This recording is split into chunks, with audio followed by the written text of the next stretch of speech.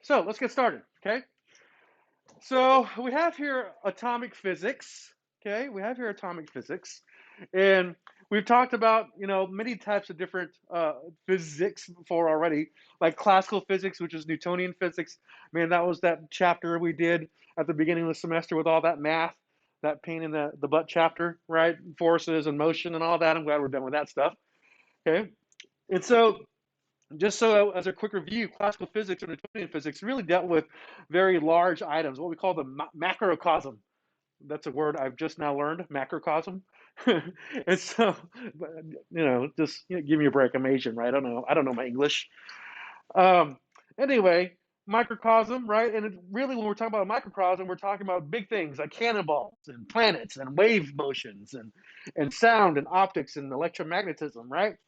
Well, modern physics, which is really today's physics, so we talk about today in physics, is concerned with the very microscopic world, or called the microcosm, right? This is the subatomic world, which is everything that is below the level of atom, right? Below the level of atom. So what atoms are made of. So this chapter deals mostly with modern physics called atomic physics, dealing with electrons and the atom, which I find it a little offensive because they call this atomic physics, but when you're talking about electrons and atoms, it's really chemistry, right? It's really chemistry. This book is so offensive. Unbelievable. Unbelievable. Okay, so Greek philosophers back in the 400 BC debated whether matter was continuous or discrete. What does that even mean, right? The funny thing is, they couldn't even prove either, which you can't blame them, right? This is back in 300 days, right? When Leonidas was fighting the Persians, in the wherever the heck he fought the Persians in that movie. But that was really early on, so they couldn't prove whether or not matter was continuous or discrete, right? So what continuous means is that it could be divided infinitely, right? Indefinitely or infinitely, whereas discrete means it's an ultimate indivisible particle, right? So discrete meant that matter was made of particles, like what we think of today, right? Like this thing is whatever this bench is made. This is a really hard bench. Whatever this bench is made of, it's made of particles of that bench, right? That's what discrete means. Whereas continuous means that it's one big thing that can just be infinitely divided, right? So most, including Aristotle, my friend and yours, I'm sure you consider Aristotle a friend as well, right? Agreed that it was the continuous theory, which is really wrong. And the funny thing about that is people thought it was continuous for about 2,000 years. Like, wow, 2,000 years we thought it was continuous. But what can you do? You didn't have a lot of technology back then, right? To prove or disprove these theories. So, what did most Greek philosophers agree with when it came to the theory of matter? Was it continuous, discrete? Dalton, just randomly, the guy Dalton's name is in there, or none of the above. Which Greek philosophy? Oh, sorry. Which of the following did most Greek philosophers agree with when it came to matter? Did they think it was continuous, discrete, Dalton, or none of the above?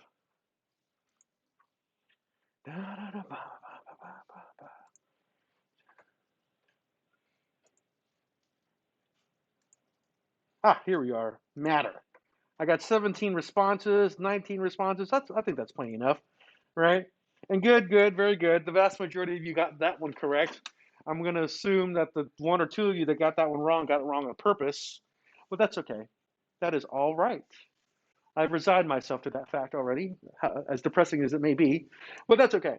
The answer is definitely continuous. Most Greek philosophers thought that matter was continuous for a good 2,200 years, right? So good job on that one. So then came Dalton's theory, or Dalton's model. It's also known as the billiard ball model, right? In 1807, John Dalton presented the evidence that matter was actually discrete and must actually exist as particles, right?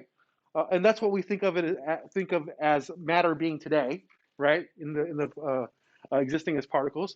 Dalton's major hypothesis stated this, right? Each chemical element is composed of small indivisible particles called atoms, right? So notice how these particles are indivisible. Once you get to the atom part, you can't like break an atom apart anymore, right? Whereas on the continuous side, you had a continuous piece of like wood, and you could just keep on cutting it over and over and over and over again. And that's what they thought matter was for 2,000 years. But it turned out that the Dalton model is more accurate here, identical for each element, but different from atoms from other elements, right? Essentially, these particles were featureless spheres of uniform density. So here is a billiard ball. I mean, here is Dalton's model, right? And pictured here is an atom as a tiny, indivisible, uniformly dense solid sphere, right? This is what they thought an atom was back in 1807, which they weren't so wrong about that, actually. They're very close. Looks very similar to that, okay? So your next question is this: which of the following is not true about Dalton's model? Evidence that matter was discrete. So there should be the word there. There was evidence that matter was discrete and must exist as particles. Each chemical element is composed of small indivisible atoms, right? Or essentially these particles are featureless spheres of uniform density, or are all these things true?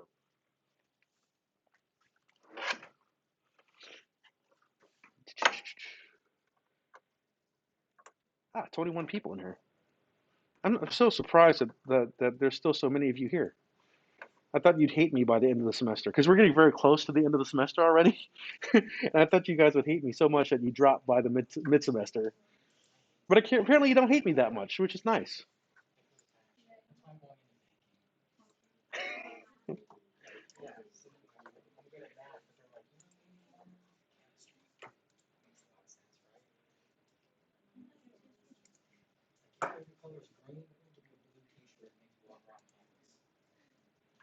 Okay, Dalton model.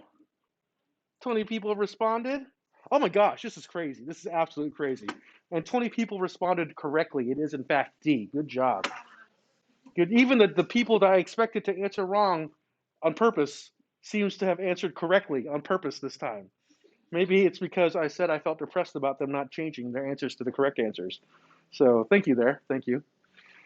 Keeps me going. Keeps me going. Helps me sleep at night. Right.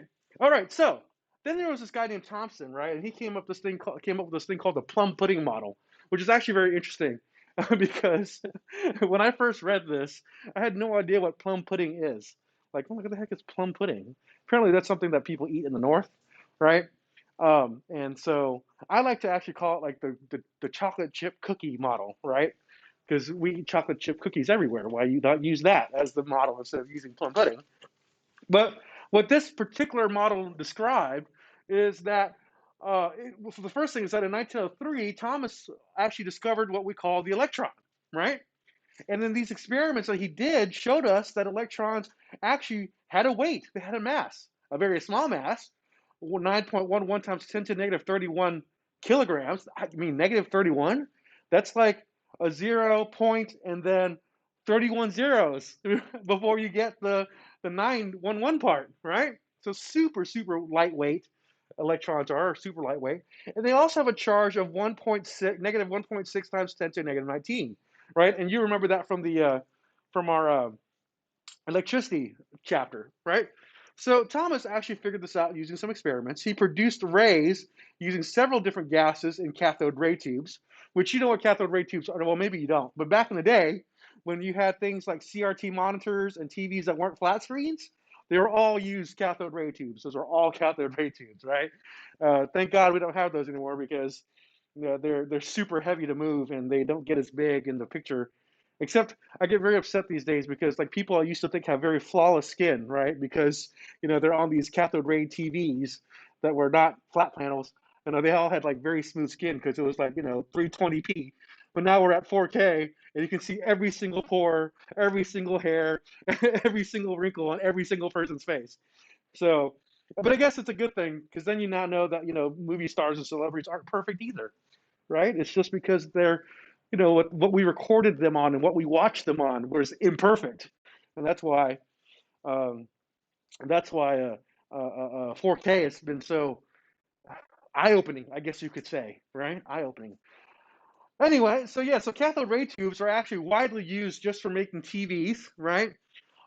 big TVs and CRT monitors. Now we use flat panels and LCD displays, 4K displays, right? He noted that these rays were deflected by electric and magnetic fields, right? All right, so Thomas concluded that this ray consisted of negative particles, now known as electrons, right? Now known as electrons, okay? Whew. Electrons were produced no matter what gas was in the tube, right? Which makes sense because every single atom has electrons, right? Even our lowliest hydrogen atom has one electron, right? Since this atom, since atoms are as a whole, uh, since atoms as a whole were electrically neutral, some other particle of the atom must have been positive, and that's how he deduced the fact that they had. What the heck? Who's calling me right now? That's weird. Um, that's how they deduce the fact that there must have been something balancing out those electrons that were negatively charged, right? And the thing that was balancing out those electrons that were negatively charged were protons, right? So that's how we knew that there were protons in there, but we didn't know exactly what they were yet, okay? Thomas actually called these things, he concluded that the electrons were stuck randomly in an otherwise homogeneous mass of what we call the positively charged pudding, right? And the funny thing about that is that we later found out that those protons are actually in the center, and we call them protons, and they're the ones that actually balanced out the charge. So here's a picture of Thomas's plum pudding model, right? And here are those electrons floating around, right? Doesn't that look like a chocolate chip cookie? I mean, I feel like that's a chocolate chip cookie. If I were to say that's plum pudding to you people, would you know what a plum pudding is? Has anybody in here ever heard of plum pudding before?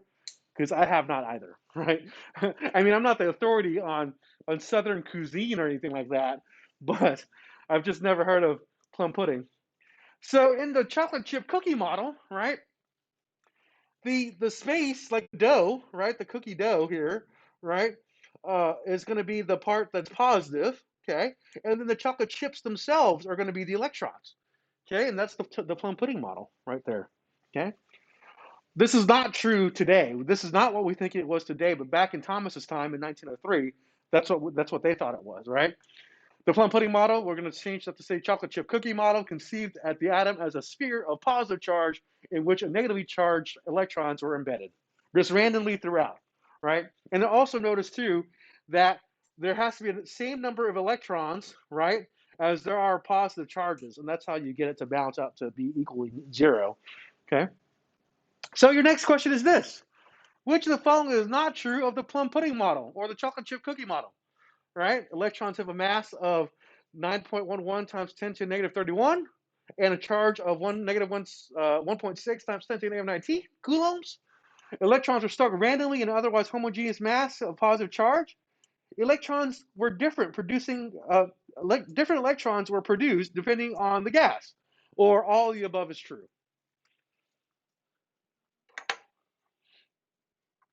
Okay, let's see how we do this one. Let's see how we do on this question.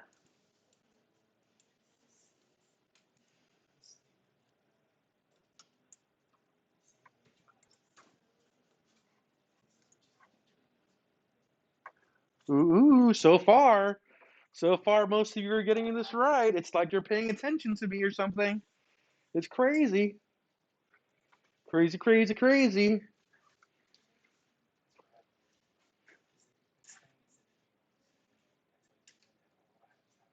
I've got 16 people in. I need 5 more. Come on, 5 more. 5 more. 2 more people. Beautiful, beautiful. All right, so there we go. That's enough. We have the vast majority of you picking C. Different electrons were produced depending on the gas. That's definitely the correct answer. Good job there, right? Because it turned out that it was the same electrons, no matter what the gas, right? So good call there. Good call. Good call. So then we had this guy named Ernest Rutherford's model, right? Ernest Rutherford.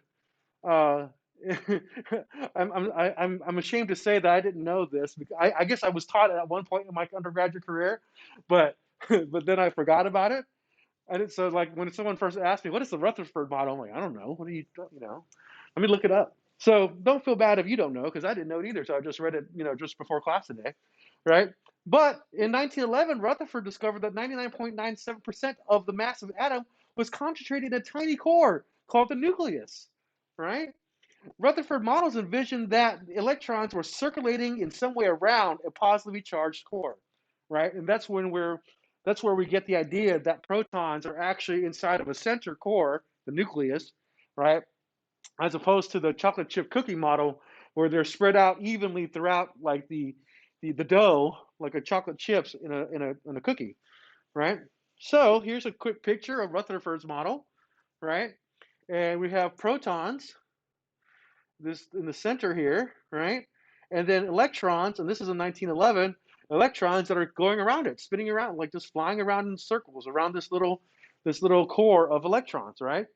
We still know though that this is not true, right? Because not only are there protons in the nucleus, what else is in the nucleus?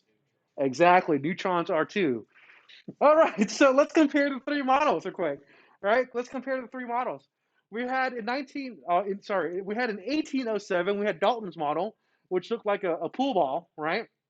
A billiard ball, and it was just a big ball of mass, and no description of charge or anything like that, right? And then in Thomas's model, we had our chocolate chip cookie, right, where the positive charge were equally dispersed out like dough, and then the electrons were the chocolate chips, right? And then in 1911, we get very close to what we think of as atoms today, which is the Rutherford model, right, with electrons spinning around the outside of an atom, and then the inside, the center, is with protons. And really, the only thing missing from this picture here, from Rutherford's picture, is like what you said, right? Today we know that the center or the nucleus has protons and neutrons inside, right? So, which atomic model is most widely accepted today? Thomas's model, which is the chocolate chip cookie model, right? Dalton's model, which is the billiard ball model, right? Or the Rutherford model, which is the one with the electrons spinning around a positive nucleus. Or none of these are accepted today. None of those are accepted today.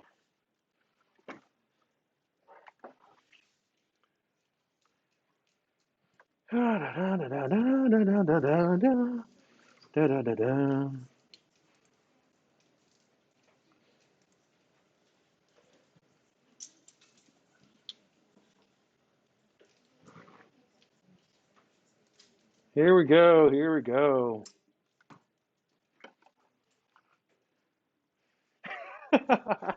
You guys are on the ball here. You're really on the ball here.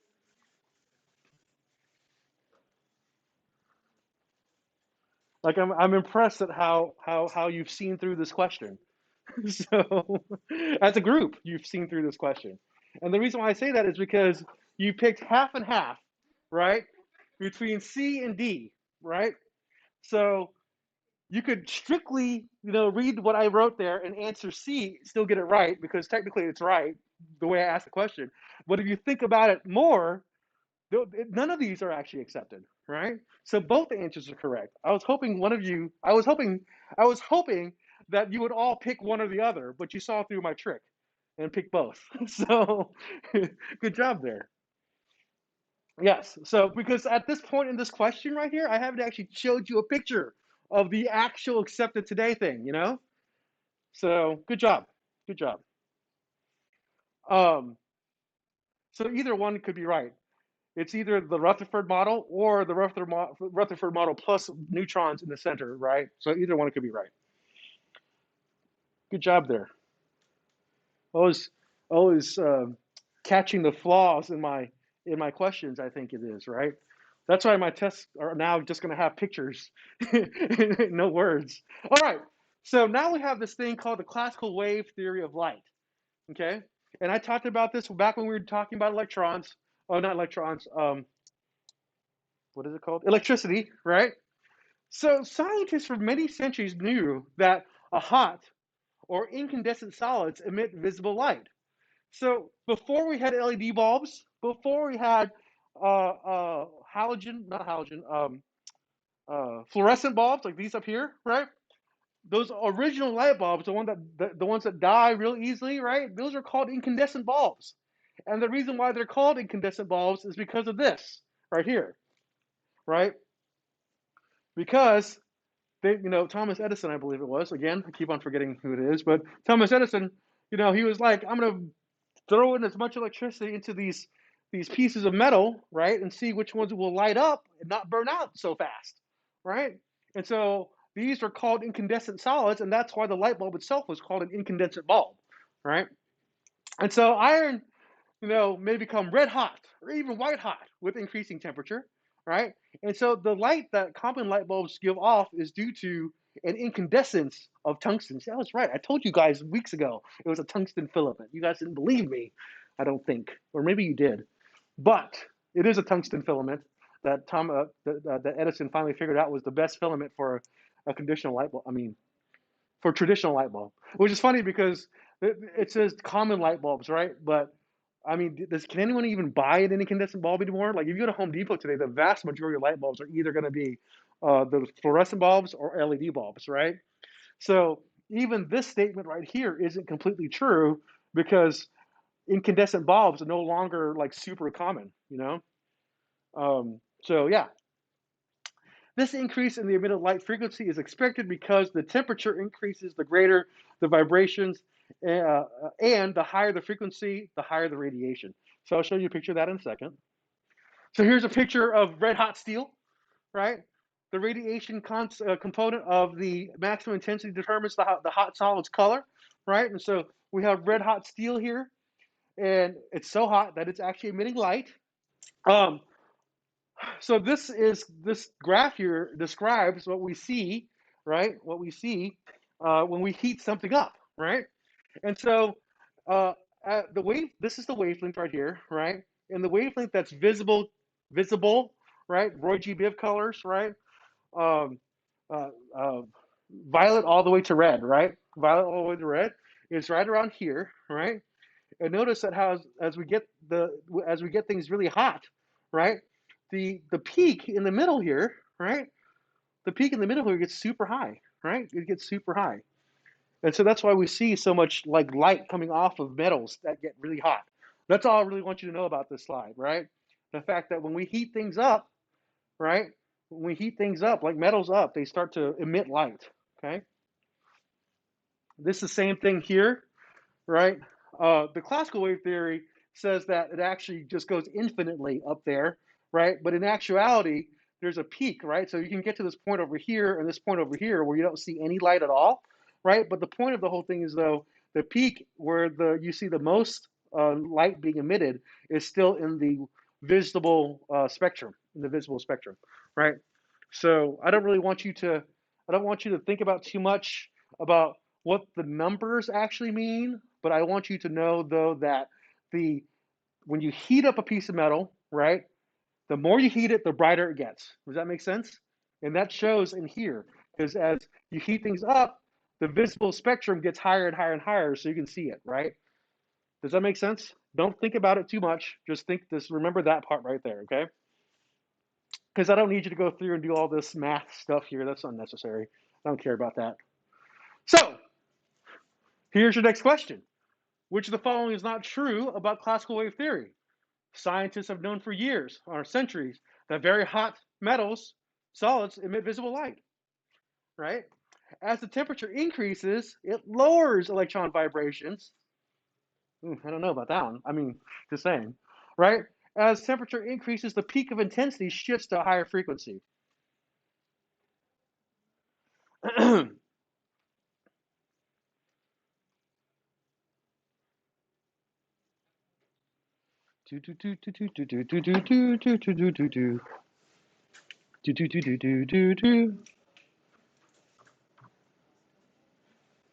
Let's see here.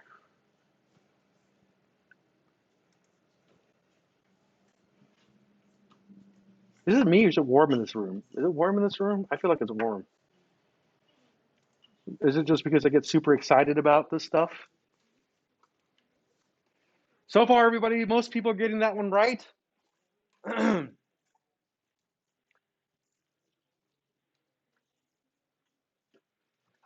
We're at 16 people here. 16 people. Still waiting for 4 more people. 4 more people.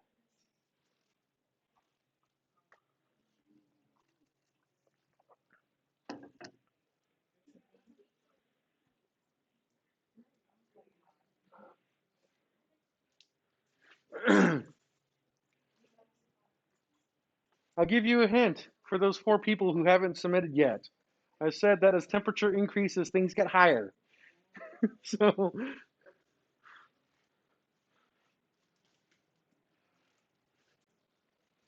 okay, 2 more people. 2 more people.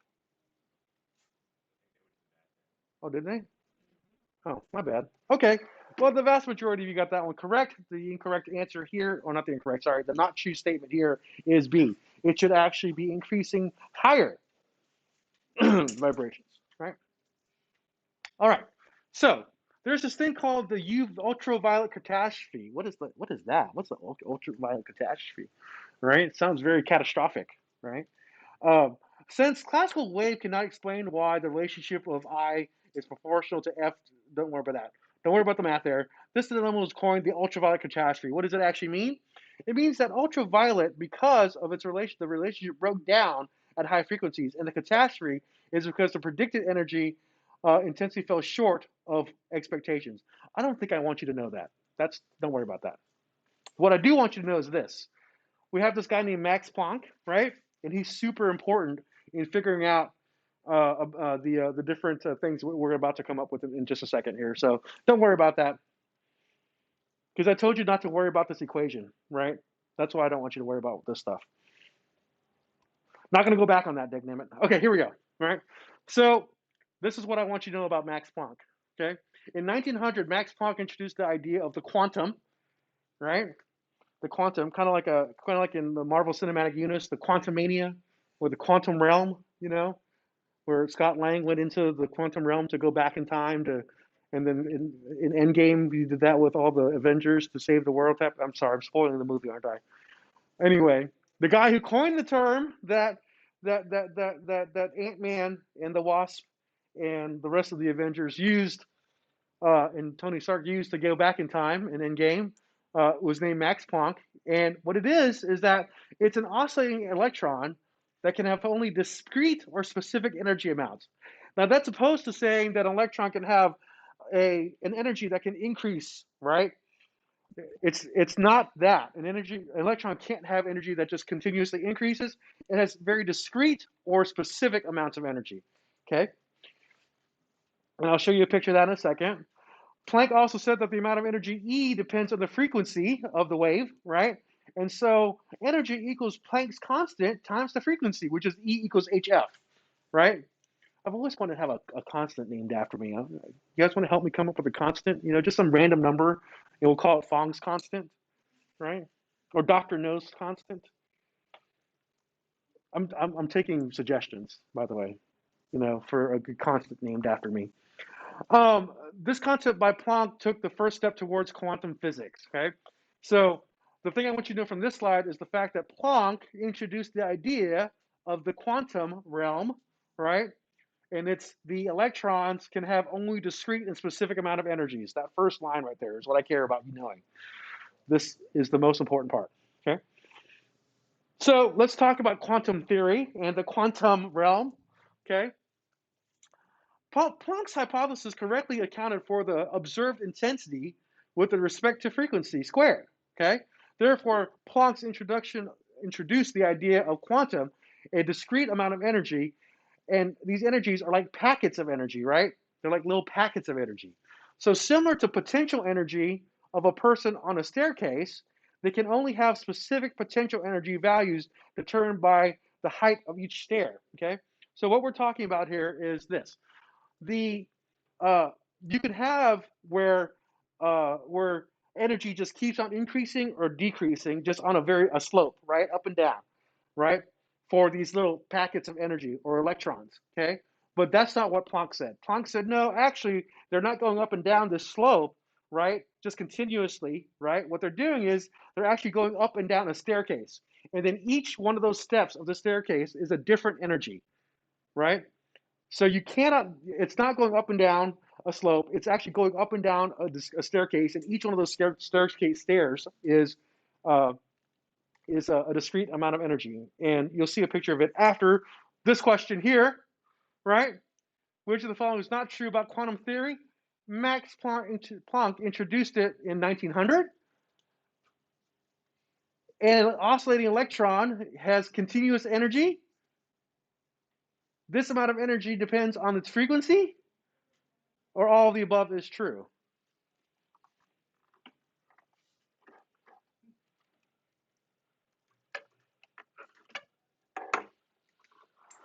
So remember what Max Planck said about the energy. That's the key to this particular question.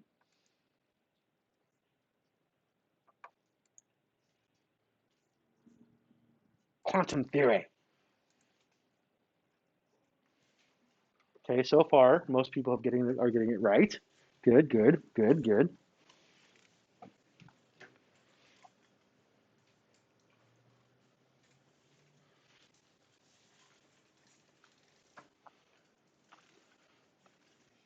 I've got 11 people so far.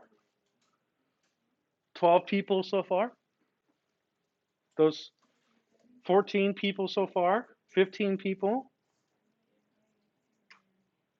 Everybody just keep on logging in. I'm just going to go ahead and show you. Vast majority of you got it correct. Again, an oscillating electron doesn't have continuous energy. What does it have? Discrete energy, right? So what does it mean to have discrete energy? I already explained it before this question, right? But I'll show it to you in a picture now, right? Continuous energy is when you have a person going up and down the slope here, right? And the energy is constantly changing, right? That's continuous energy. But what Planck decided or discovered was the fact that energy was quantized. That's where the word quantum comes from. Quantized, right? And each step is a different energy, right? Each step is a different energy, okay? So that's the difference between the continuous energy model here and the discrete energy model here, okay? And again, don't worry so much about the math of it all. Just know that there's a difference between these two things. And what we see today, right, when we're actually studying electrons, we see this. This is what we see, okay? We see discrete energy. So there's this thing called the photoelectric effect, right? And funny thing, Einstein won the Nobel Prize for the photoelectric effect. Most people think he won the Nobel Prize for E equals mc squared, but he did not actually win the Nobel Prize for that. He won the Nobel Prize for this, right? Uh, Scientists noticed that certain metals emitted electrons when exposed to light. This is called the photoelectric effect, okay? And so you've seen these before. You've seen the photoelectric effect before. This is a direct conversion of light into electrical energy for the basis. It's the basis of photocells, or like automatic garage door openers, light meters, right? Solar energy applications. All those things are based on the photoelectric effect, right? The photoelectric effect. Once again, classical wave theory could not explain the photoelectric effect, right? So that's why I'm not so focused on you learning about the classical wave theory, right? Because we see the photoelectric effect as quite correct, right? Or consistent, rather, is what I wanted to say. Okay, so here we go. Photoelectric effect solved by Einstein using Planck's hypothesis.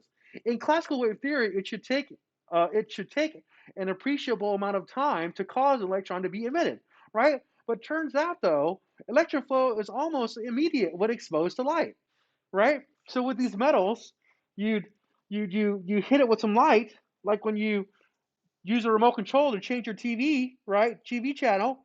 Does it take? Well, I guess if you're running out of batteries, it takes a minute. But usually, when you're like, pressing your remote to open your garage door or using your TV, turning the channel on your TV or turning up the volume, right? It happens instantaneously, right? It happens instantaneously. It doesn't have to take a long time, right? So thereby light consists of particles or packets of energy.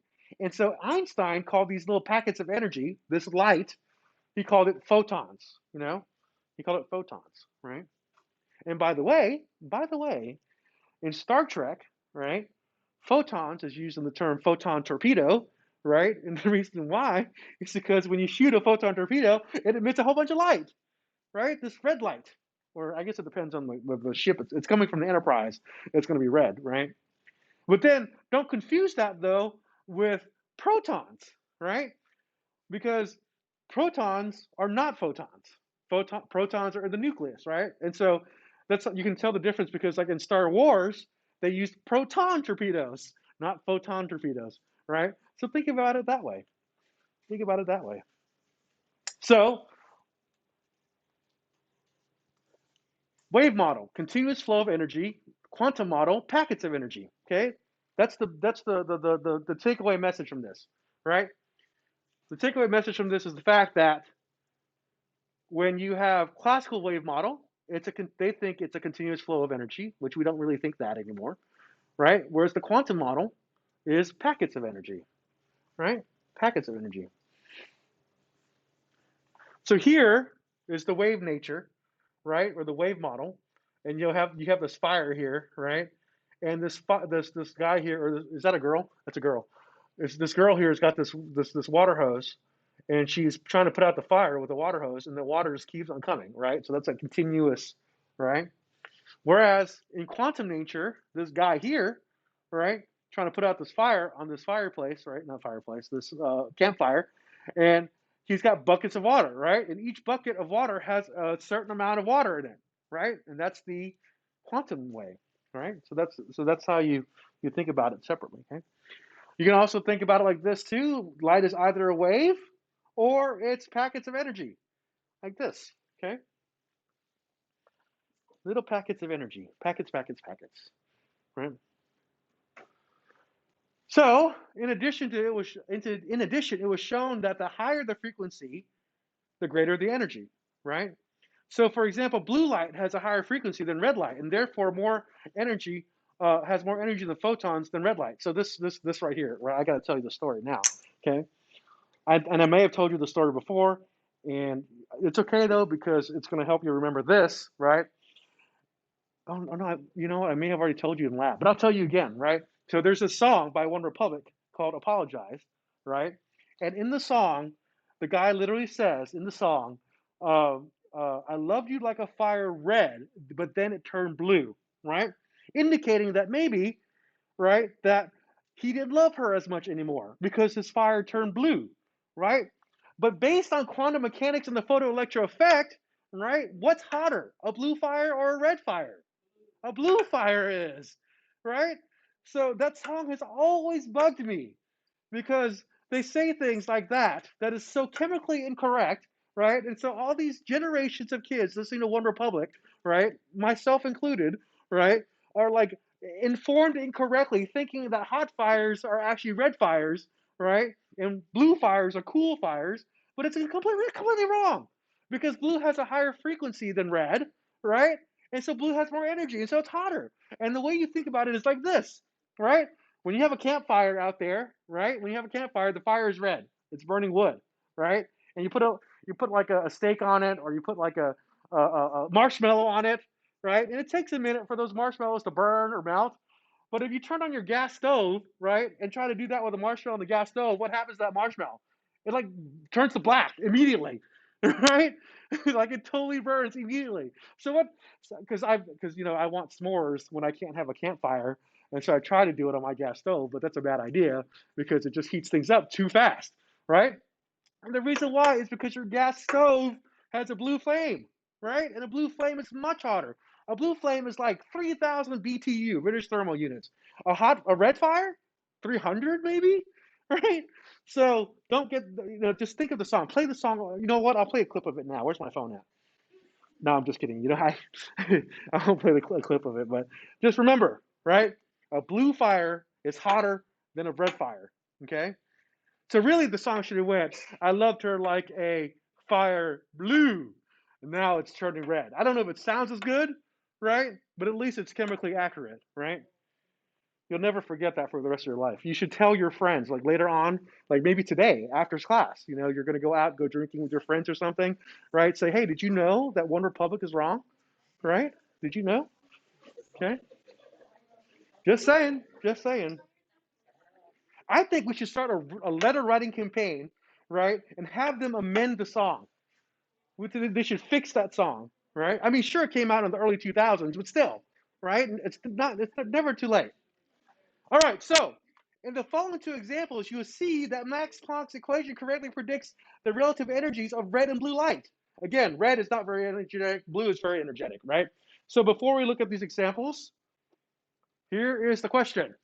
What did Einstein what did Einstein call the little packets of energy that is light? Remember, on Star Trek, right, it was called one thing, right? And then on Star Wars, it was called a different thing. And the one on Star Trek is the one that was correct, right? And then I've never ever mentioned to you what positrons and bosons are. And honestly, I don't even know what they are. I made that up. So, so I mean, I know what they are, but it's not a part of, what we're learning today. Would you believe me if I told you the last like 10 slides? I've been saying this last 10 slides just to get to the point where I could tell you about that song. I've been like just I've been waiting to tell you about that song.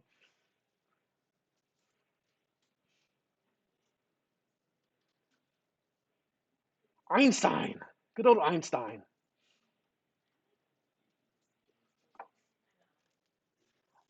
Oh man, I think we have a I mean, I'm a Star Wars fan too, but I mean, if they're wrong, they're wrong. So I'll go ahead and show you the distribution here. Most of you got it right. Definitely called photons, like the photon torpedoes from Star Trek, not the proton torpedoes from Star Wars. Okay? Not the proton torpedoes in Star Wars. That's all kinds of wrong. All kinds of wrong. All right. So these are just examples. You're not going to have to do any kind of calculations, but these are just examples of how I can prove to you that red light is actually not as powerful as blue light. Okay. So find the energy in joules of red light, right? Of the photons of red light. Their frequency is 5.0 times 10 to the 14th. You're given F and you're given Planck's constant, right? And so we'll do the calculation and you end up with 33.15 times 10 to the negative 20 joules. Okay? So keep that in mind right there, right? That's the energy of red light, 33.15 times 10 to the negative 20 joules. Let's do the same thing with blue light, right? When you do the same thing with blue light, the same equation, right, with the correct frequency for blue light in there, what do we come up with? 49.73 times 20 times 10 to the negative 20 joules. So which one has more energy, right? Red light or blue light? And math proves it. It's crazy, right? Math proves it. Note, see this wasn't even the slide before. I had to put this in myself, right? Because I wanted to reiterate to you that note, blue light has more energy than red light, right? And I should have put in there too, in contradiction to the One Republic song, Apologize, right? Just so you remember, okay? All right, so let's talk about the dual nature of light now, the dual nature of light, okay? To explain various phenomena, right, light sometimes must be described as a wave and sometimes described as a particle. Therefore, in an experiment, in a specific experiment, scientists use whichever model, wave theory or particle theory, that works, right? They just pick whatever they want that helps them explain their hypothesis, scientists do, right? Apparently, light is not exactly a wave or a particle. It has characteristics of both. The microscopic world, excuse me, in the microscopic world, our microscopic analogies cannot adequately fit, okay? So what it's saying here is that in actuality, light is both a particle and a wave, but not really, right? And the reason why is because at the atomic level, the microscopic world, we don't actually have words to describe exactly what light is. Does that make sense? Our words, don't actually translate well. It's lost in translation, right? Lost in translation. Okay. So your next question is this: what is the dual nature of light referring to? Light can be described as a wave or a particle. Light can have potential and kinetic energy. Light can travel fast and slow. Or light can come from protons and electrons. I made all those up too.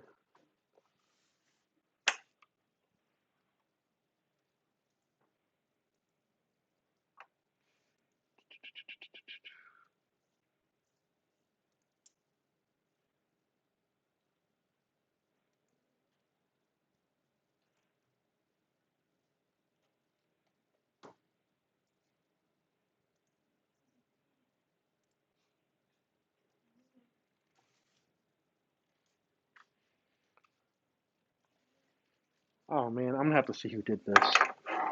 Who picked this answer? Really? I'm gonna have to see. I mean, if it's who I think it is, then I guess it's fine. But I just have to know. Just have to know.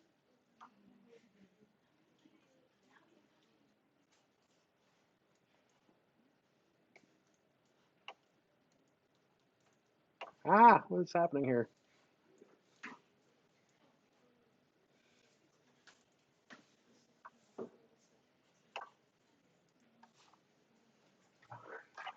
Okay, so the vast majority of you got that one correct again, right? The answer is quite literally A. It is either a wave or particle, right? It's not this one. It's not that it has potential or kinetic energy. It's not it can travel fast or slow. And it's not light can be coming from electrons or protons. All those I made up. So, yes. So completely off base on those, right? But yes, most of you got the correct answer, which is A. All right, so recall from chapter 7 that white light can be dispersed into a spectrum of colors by a prism. Did we ever talk about that? I don't even remember if we talked about that. Did I skip chapter 7 with you guys? I did. No, I didn't. We must have talked about it. Due to the differences in refraction of a specific wavelength. Oh, I should have brought the prism to show you. It's a good time. So, in the late 1800s, experimental work was done with gas discharge tubes, and it revealed two types of spectra. Okay, it revealed this thing called the line emission spectra, displayed only bright spectral lines at certain frequencies, and then it designed the. Then it also had the line absorption spectra, which displayed dark lines of missing colors. And so, what this is referring to is remember when we were doing the flame test, right? And we burned those metals like magnesium, calcium, and most of you saw orange for everything, right? Really, their magnesium should have been white colored, right, or clear colored, and then calcium should have been like dark orange. Sodium should have been bright orange, and then I forgot what the last one was. One of them was supposed to be purple. One of them was supposed to be purple. I can't remember which one it was. Right? All that is based on this: the fact that each metal or each element has its own spectra, these spectral lines. Right? So here we have a picture, right? Here we have a picture, a continuous spectrum of visible light. Light of all colors is observed, right? And so here, all we have here is some light, white light, right? And it passes through a prism. And when it passes through a prism, you get all the colors of the rainbow, which I called before Roy G. Biv, right? So Roy is red, or Roy is red. R is red, O is orange, Y is yellow, green is G, B is blue. What is I? Yes, indigo. Good. See, someone's been watching Bill Nye the Science Guy, right? Indigo, and then V is violet. Okay? So that's what happens when you don't have anything there. You just have white light go through it. But say you have a gas discharge tube, right? Which is just some electricity going through a tube of hydrogen gas. You can use hydrogen. You can use any gas, honestly, right? And it emits a light, right? And when it emits a light, it goes into this. When the light goes into the prism, right? It actually shows you that there's only two purple lines, a blue line, and a red line for hydrogen gas, right? So every single element, right, that can be vaporized into a gas, right, will give you very specific spectral lines, right? Very specific spectral lines, right? It'll give you its own little spectral fingerprint. The other thing that can happen too, right, is say you just have white light, right? And instead of having the hydrogen gas inside of the tube to make it electrified, you just have the hydrogen gas right there, right? So it blocks the path of white light coming through, right? Then you get what we call the absorption spectra, right? Where all the colors are shown, and then the colors that are missing, right, are the same colors that we saw in this one, right? So this is the emission spectra, where you see the actual colors that make the line spectrum of hydrogen gas. This is when hydrogen is actually the light source, right? But when the light source is just white light, and all you do is put in hydrogen gas in between the prism and the white light, then the things that are missing, right? The things that are missing are the line angles, the line spectrum of hydrogen gas, right? So this is called the absorption spectrum, which makes sense because when you have hydrogen gas just sitting right there between the white light and the prism, the hydrogen gas is absorbing the light that it likes, right? The light that it likes, right? Which is a light that identifies it. But over here, the hydrogen gas is actually transmitting the light. Does that make sense? It's actually making the light itself. And when it makes the light itself, it only shows its spectrum for right? So know the difference between that. This is the line spectrum emission, right? Where with the light that hydrogen actually emits.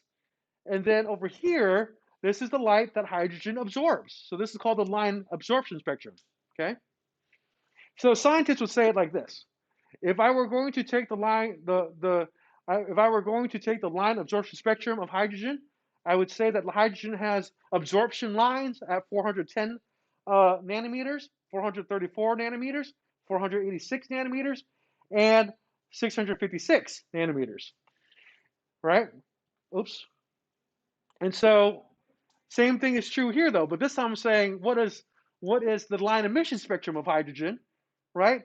They're at 410 nanometers, 434 nanometers, 486 nanometers, and 656 nanometers, right? So they're like the same numbers, right? But one of them is hydrogen making the light, whereas the other one, hydrogen is absorbing the light. Does that make sense? Okay. So you can put any gas in there you want. You can put helium in there. You can put in oxygen, neon, whatever. It all works the same way. Okay. So what is then true about line absorption spectra? Spectra displays only bright spectral lines of a certain frequency. Spectra displays dark lines of missing colors, right? Spectra displays all the colors of the visible spectrum, or all the above is true. So a test question I might ask you would be like the line absorption spectra of like maybe helium gas, right? And you'd have to tell me just by looking at the picture, what wavelengths they're at, that kind of thing, or if it's a line absorption spectra, or if it's a line emission spectra.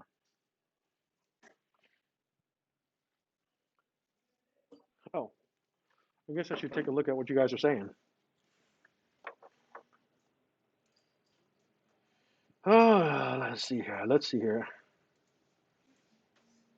Oh my gosh, stop doing that. Just let me see.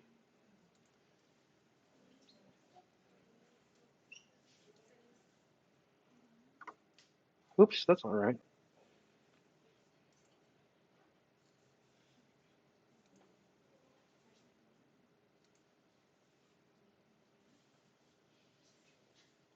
Ha, here we go. 16, 17 people have answered. Wow, we got a mix of everything here. That's crazy. Crazy, crazy, crazy. That's okay though, right? Still, most of you got it correct. When you're talking about a line absorption spectra, you're always going to see dark uh, lines missing, right? Dark lines of missing colors, right? Because when you're looking here at the absorption spectra, you see the dark lines missing of colors in the entire visible spectrum, right? The display shows all colors is when there's no gas there at all. Oops, dang it. When there's no gas there at all, right? And then the spectral lines displays only bright spectral lines of the certain frequencies. That's going to be the line emission spectra. Okay, so that takes us to the Bohr model, right? Which is the model of the atom that we know of today. Okay, spectroscopists did not initially understand why only discrete characteristic wavelengths of light were emitted in a line emission spectrum or even omitted in a line absorption spectrum, right? But then in 1913, an explanation of the observed spectral lines phenomena was advanced by Danish physicist Niels Bohr, right? Good old Niels Bohr, okay? Good old Niels Bohr. Bohr decided to study the hydrogen atom because it was the simplest atom, right? It had a single electron orbiting a single proton, right? Which is what they thought it was at the time, okay? Most scientists before him, right, Bohr assumed that the electron revolved around a nuclear proton, but Bohr correctly reasoned that the characteristics and the repeatable lines of spectra were a result of a quantum effect. quantum effect, right? That effect that lets you go back in time and change the history of the Avengers. I'm just kidding. That's not true. Anyway, so here, Bohr predicted that a single hydrogen electron would only be found in discrete orbits with particular radii, right? And so this is called the principal quantum number, right? Also known as n, okay? Also known as n. So the thing to know about this is that these quantum numbers are always whole numbers, 1, 2, and 3, and 4, and 5, depending how big you get with an atom, right? But the lowest one is n equals 1, and that's the one with the electron the closest to the nucleus, okay? It's got the smallest radius, right? N equals 1 has the smallest radius closest to the nucleus, and as you get bigger numbers, you get further and further away from the nucleus, okay? Make sense so far? Right? So which principal quantum number has the smallest radius?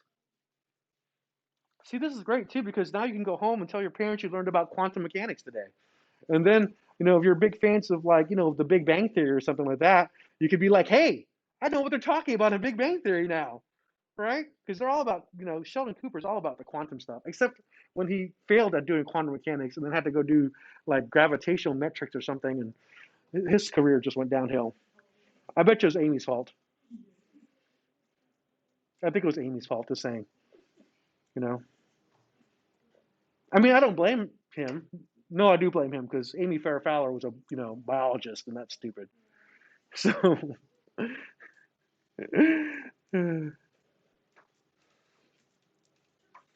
I forgot to check to see what the answers were here or how you guys answered, but the answer here is, in fact, 1. Yeah, who said that? Good job. Good job. Okay. So here's a picture of what I was talking about before, right? Here's Bohr's electrons. Okay. Each possible electron orbit is characterized by the quantum number. The distances from the nucleus are given in nanometers here. So here's the n equals 1 right there around the nucleus, right? The blue line. See, the radius there is 0.053 nanometers. That's tiny. Tiny, tiny, tiny. Then we have n equals 2, and then n equals 3, and then n equals 4. And so electrons in the Bohr model are in these discrete orbits around the nucleus. Okay. All right. So Bohr and the hydrogen atom again, right? So classical atomic theory indicated that accelerating electrons could continuously radiate energy. Is that true? Can electrons continuously radiate energy? No, right? They're discrete. Remember that. They are discrete. Okay? This is not the case. If an electron continuously lost energy, it would soon spiral into the nucleus, right? Crash into the nucleus. That's why it's in discrete energies, right? So, once again, Bohr hypothesized that the hydrogen electron radiates and absorbs energy when it makes a quantum jump or transition into another orbit. Okay? So, this is interesting stuff right here, right? So, what can happen is that you have an electron, right? You have an electron, and if it's in an excited state, it can drop down. When it drops down to the lower energy, the rest of the energy has to go out somewhere. It has to go somewhere, right? Most commonly, though, what happens is that when an electron is in a higher energy orbit and it goes down to the lower energy orbit, it produces a photon or emits light. Okay, so this is this thing called fluorescence, and you've seen it all before. Where have you seen it before? That, but even more commonly, glow sticks, right? You have a glow stick and it doesn't produce any light, right? But then you crack it, and then the chemicals mix to each other, and it makes the electron in one of the chemicals go up, right? Up to a higher energy level. And then when it falls down from the energy level back to its original energy, right, it produces light. So that is literally what a glow stick does, right? It's literally what a glow stick does, okay? So it's a funny thing about that is that a glow stick or even an electron that's here at the lowest energy level can absorb some light, right? And then produce light at a different energy level, okay? So that's literally how glow sticks work. It's pretty cool, right? Pretty cool. I should have brought a glow stick for you guys today. Oh well. This energy level right here, right? When this is happening, so when you see this is like a glow stick, right? You have a glow stick, you break it, and then the chemicals make an electron a higher energy, and then when it falls down, it makes light. So this, it would be like when you have like a fluorescent marker. I just remembered, like you have a fluorescent marker, and you highlight the fluorescent marker, right? Something on highlight a piece of paper, but then when you get a black light, you shine a black light on it, right? And it glows, right? That's what this would be right here, because the marker itself, okay, was the marker color itself was at like the lowest energy level, okay, which is this. But then you shine black light on it, and it promotes one of the marker's electrons, ink, up to a higher energy level, and it glows. So does that make sense? Do you see the difference there? The glow stick, you break, right? And then the chemicals make it so that it's a higher energy protein electron. It falls down, it makes light. But on a highlighted marker right here, or maybe let's use a different example, sperm, for example. If you didn't know this, sperm actually glows white and blue when you, like a bluish white color, when you shine blue light on it at the crime scene, right? So if you've seen sperm before, it's just like there, and it's a clear, kind of clearish, kind of white color, right? But it doesn't glow, right? But then you shine some blue light on it, and what happens? It starts to glow, right? And that's what this is, right? So remember that when you see these pictures on the test, this is a glow stick, and this is sperm. Okay, makes sense, right? Blood does the same thing. Blood does. I guess I could have used blood. That would have been less nasty. But but and so you. One of the worst things you could ever do as a crime scene or a forensic scientist is get like a big comforter from a bed, and they tell you to go through and find all the sperm spots, the semen stains, and so you have this huge table, and you're on top of this like thing that kind of holds you, so you're kind of hovering above the table, and you've got your light with your orange glasses, and you're going through every single inch of that of that comforter looking for semen stains. That's the worst thing you could do as a crime scene analyst. Anyway, that actually is going to end the lecture for today. We'll talk more about Bohr later.